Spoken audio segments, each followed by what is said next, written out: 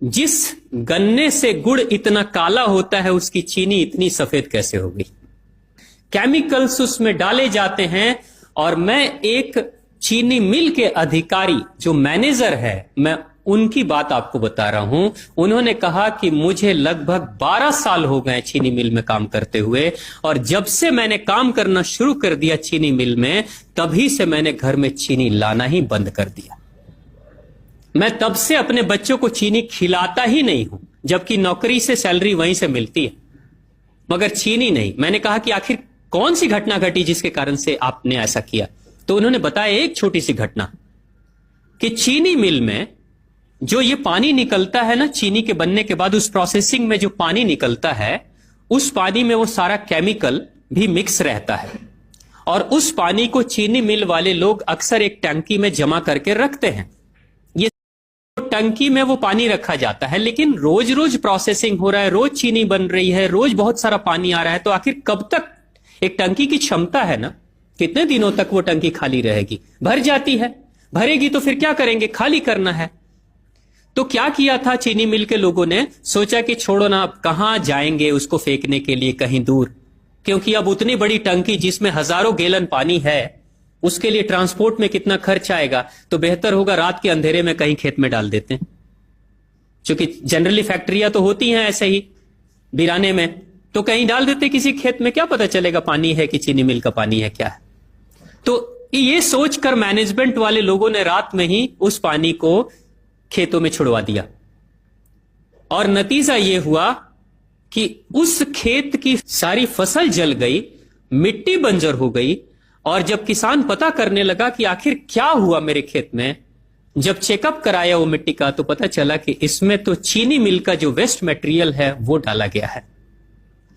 तब उसको खबर मिली कि हां, किसी स्टाफ ने बताया कि हां, हमारे चीनी मिल से ही पानी डाला गया था आपके खेत में, और पूरी मिट्टी बंजर हो गई। उसने केस कर दिया और चीनी मिल वाले को मुआवजा देना पड़ा लाखों रुपए। तभी से वो स्टाफ कहते हैं कि जो मिट्टी को बंजर कर दे वो इंसान के शरीर में जाए तो क्या करेगी। उसी के बाद से मैंने अपने घर में चीनी लाना बंद कर दिया।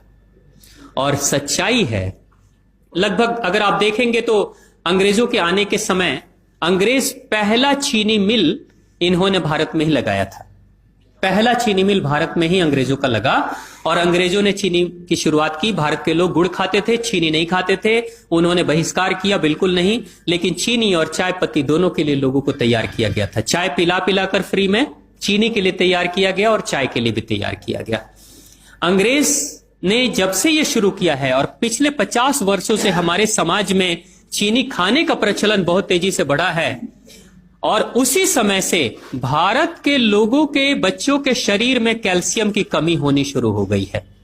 अगर कोई मां, अगर कोई बहन जो गर्भवती हो, गर्भकाल के दौरान अगर चीनी का सेवन अगर कोई बहन कर रही हो, तो चांसेस ज्यादा होते हैं गर्भपात होने के।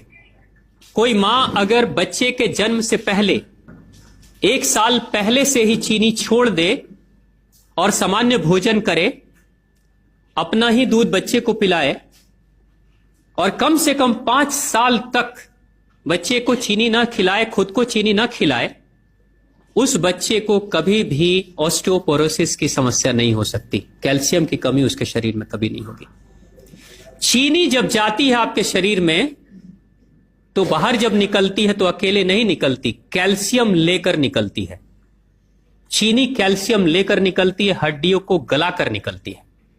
और जिसके शरीर में कैल्शियम की कमी हो जाती है, उसके शरीर में मैग्नीशियम, पोटेशियम, आयरन सबकी कमी हो जाती है। कैल्शियम वो तत्व है कि जिसके शरीर में कम हो जाए, सारे तत्व कम हो जाएंगे। और कैल्शियम की कीमत पे चीनी हम खाते हैं।